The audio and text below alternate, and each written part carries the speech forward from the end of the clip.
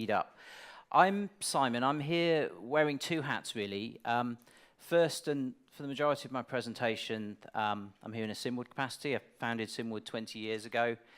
We're predominantly UK-based carrier. We started in SMS in '96, offered voice since early 2000s.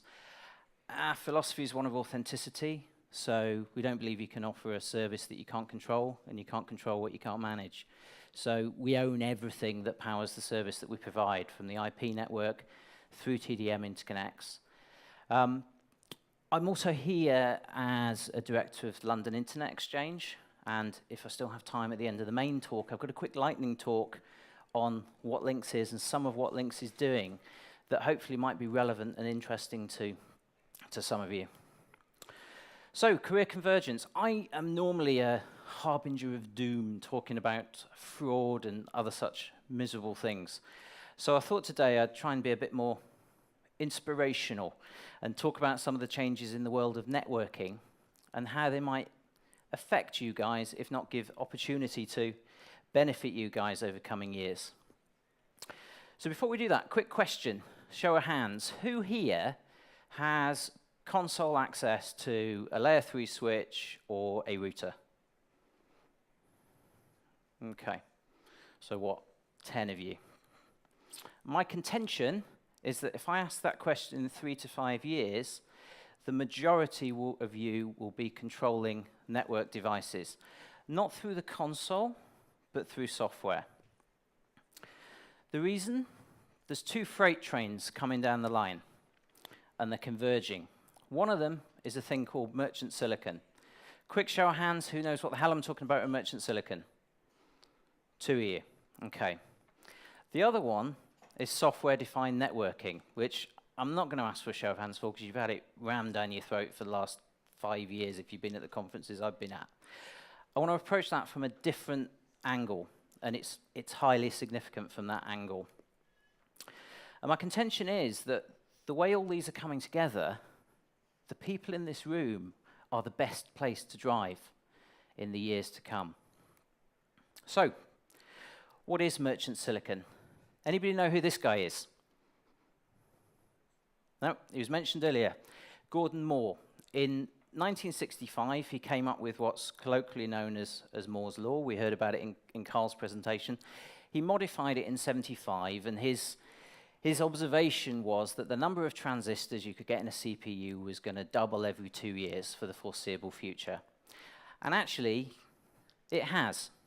And the number of transistors directly impacts the speed of a CPU.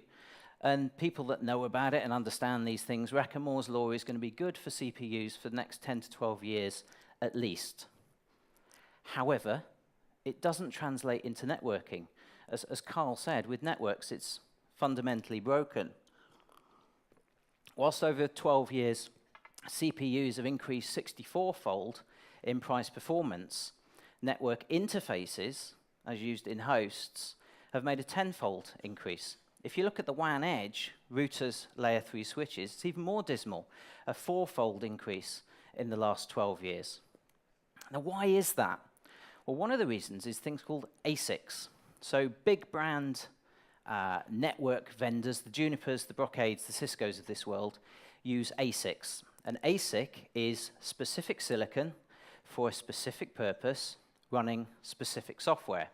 So these guys write their software, and then they go along to an ASIC vendor and say, can you burn this on the chip for me? They then put that chip in their own boxes, and they sell it to us for lots of money to get a return on the investment. You've got this sort of two-stage translation, and it's fundamentally inefficient. Merchant silicon is coming at packet processing from the other end. So the guys that shift a lot of volume in CPUs are now making packet processors. You've got a single vendor that is doing software and hardware as an integrated process. They've got economies of scale because they're doing this in massive, massive scale. And the actual, the architecture is far, far more efficient. How much more efficient? At least 8 times. So if you want ASICs to drive 10 gig ports, you'd let me look at this the other way around, sorry. If you want merchant silicon to drive 10 gig ports, you basically get 64 10 gig ports out of a single chip. You want to do that with ASICs, you will need 8 chips, i.e. 8 ports per chip. Then you need another 2 to tie them together. So it's massively more expensive before you even look at things like market control and monopolization.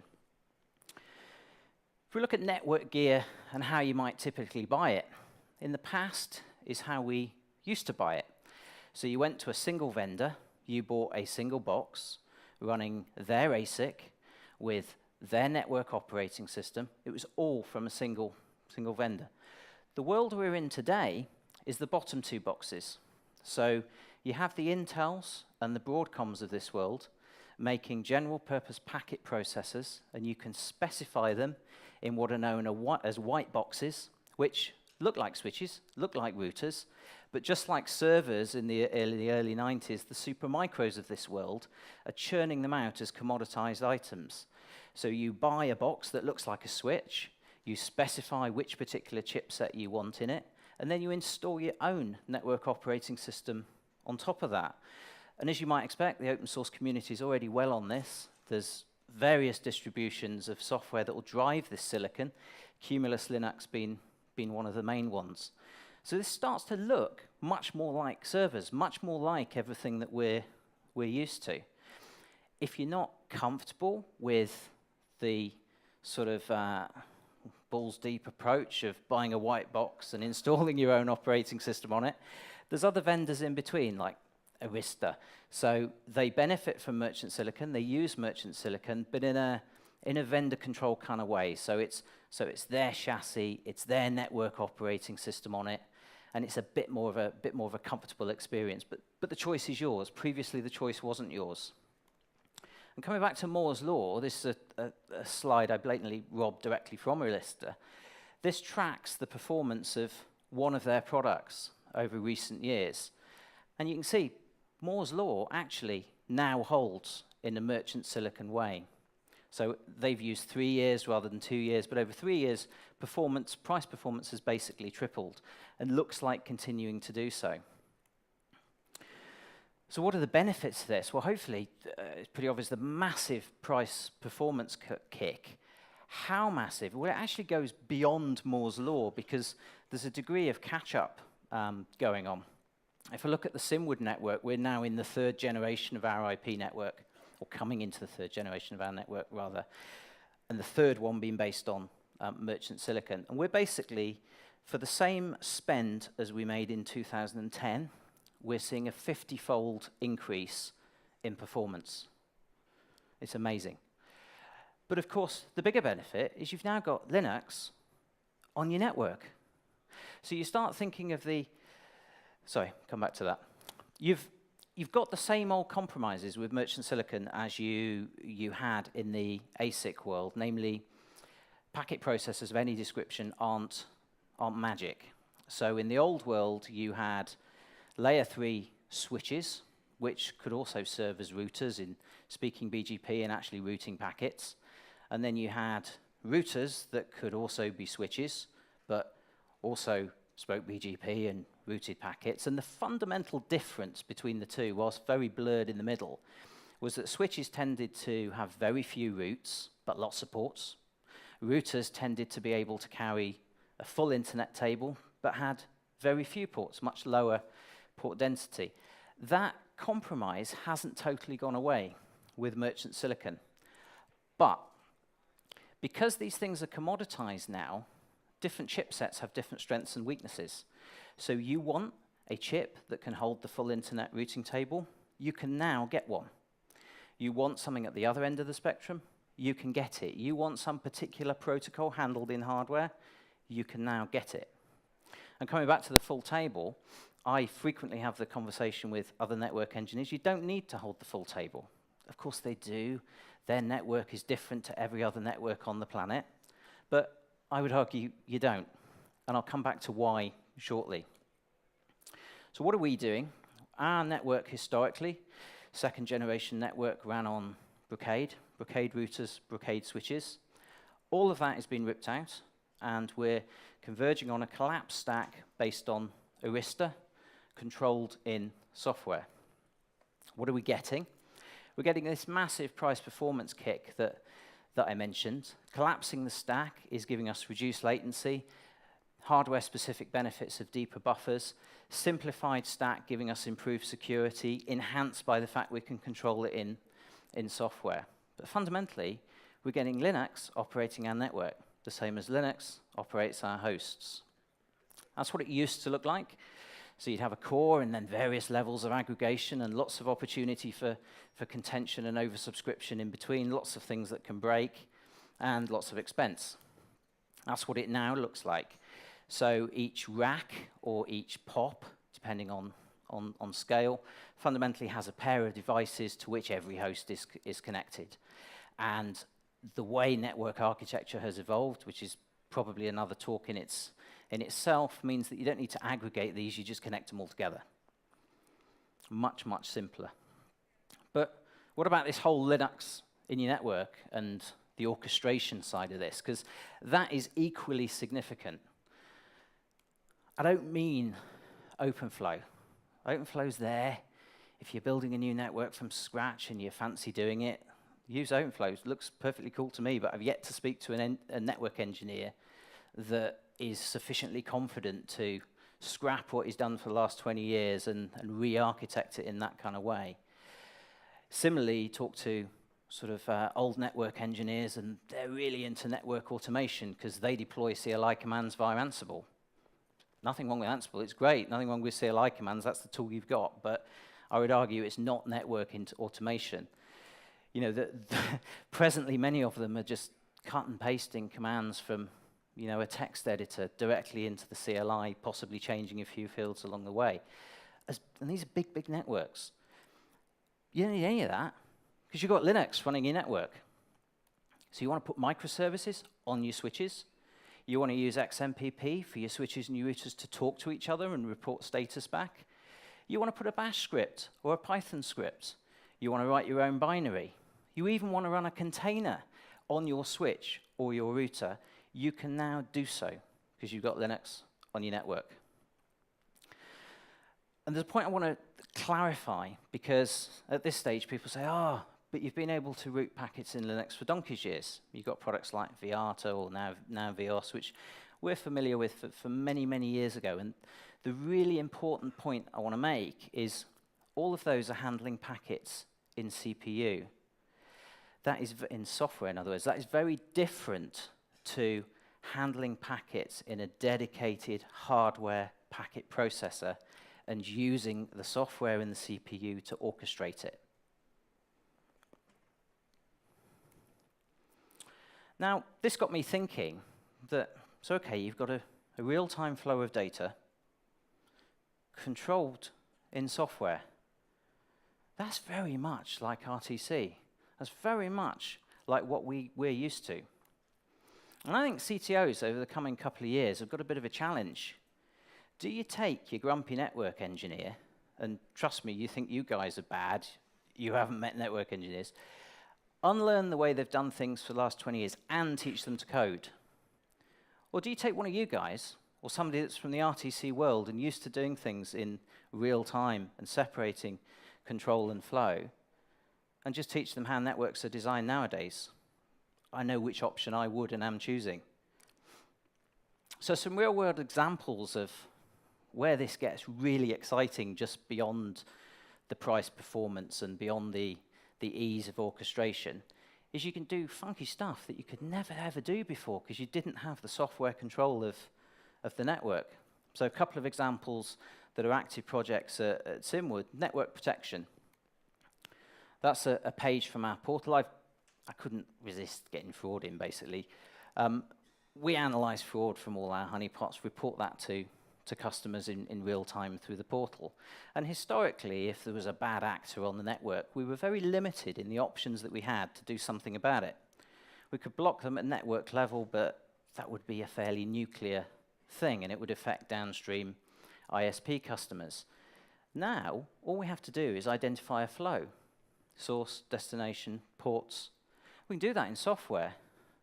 We can consider it in software. We can work out what rules to apply in software.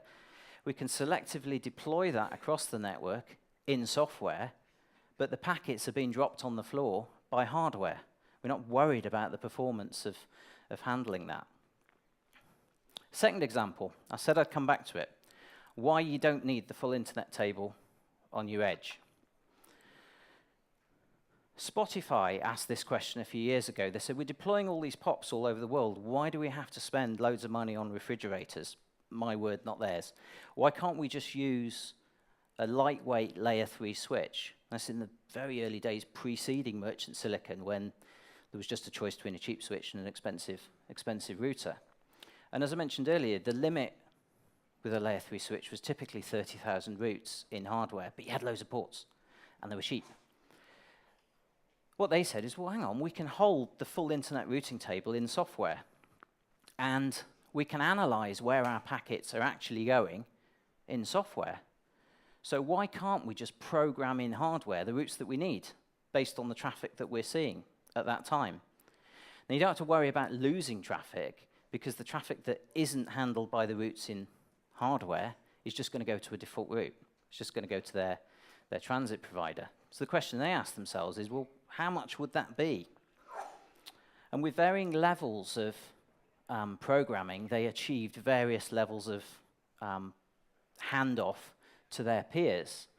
And you can see at 30,000 routes, which was the limit of the devices they were using at the time, they could actually handle 99% plus of their traffic, with under 1% falling on the default route, which to my mind is pretty good. So I come back to the contention. The world is changing. It's massively exciting. This dark void of many of our businesses is opening up, and I'd suggest it's opening up to you guys. And there's an opportunity for you guys to control the network in software and integrate it into all of the funky stuff that you've built everywhere else throughout your organizations, and really leverage it as an asset in your organization. I'll take some questions on that, and then, like I say, I've got a little talk on links. Any questions? Got one down the front here. We've got a mic? Yeah, I'll repeat it.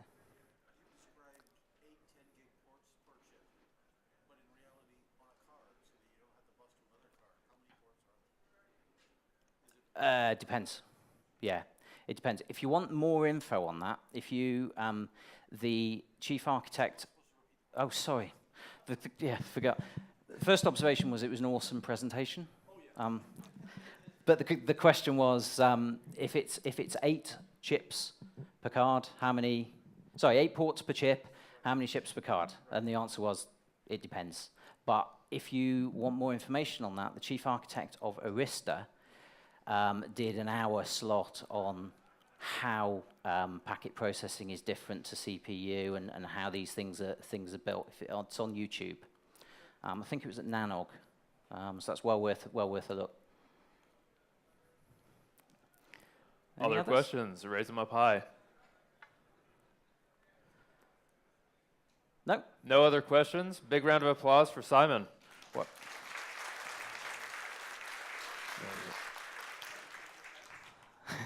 Okay, I can see the big man moving, so I'm going to go really, really quick. Links, London Internet Exchange. I mentioned I'm a director of Links. Links is the world's largest mutually owned, member-owned internet exchange point. It enables ISPs to peer, i.e. connect to each other, as was explained in a presentation earlier. Why do that? Basically, so you can get closer to each other. On the Simwood network, 76% of our traffic flows directly to a peer, i.e. one hop. There's very little falls back on transit providers. Doesn't matter how close you are over transit. If you're over transit, it's suboptimal to delivering it directly. 700 plus members, growing, and very, very mutually owned. We've got 2 networks in London, 3 other cities in the UK, and of relevance, now a network in North Virginia. We've also got an office in North Virginia. Who's on links? 65 of the top 100 networks. Anybody that's anybody, frankly, from both the content and the access side of things. How big are we? Basically, 80% of the global internet routing table is available over links if you have appropriate peering, but 400 odd members use what we call the root servers, which means you don't need bilateral BGP, you just get all of each other's routes. 700 member networks, we've got 15 terabits per second plus of capacity. Actual traffic runs 3 terabits per second plus. You can actually double that figure if you count what we call private interconnects. So rather than members using the public peering LANs to peer with each other, what some of the bigger members do is peer their big peers off to private interconnect, which links facilitates and has about the same level of traffic on. So yeah, well over 1,500 ports, including more than 60 that are over 100 gig, and we're actually running 100 gig quite extensively in our own network with, I think it's typically 6 by 100 between POPs, lit on dark fiber, obviously. The ethos, mutually, we obviously make a profit, but that profit is reinvested in either further hardware or, more realistically, reducing prices for members, as we've done consistently over many years. Members come from all over the world. Well, it's London Internet Exchange, and the London LAN is the biggest. You don't have to be in London. And as you can see on there, members come from all over the world, many via partners that actually long line them into London, where they can then peer. The London network is quite extensive. We're in most of the major data centers in what you can see as the Docklands there, which is kind of the epicenter of UK internet, but also some of the other ones, including well out in the west there in Slough. In North Virginia, that was only approved by members in 2014, so it's a relatively young exchange, but it's in 3 sites there. Any questions, by all means catch me afterwards, or get in touch with the guys on any of those addresses. Thank you very much.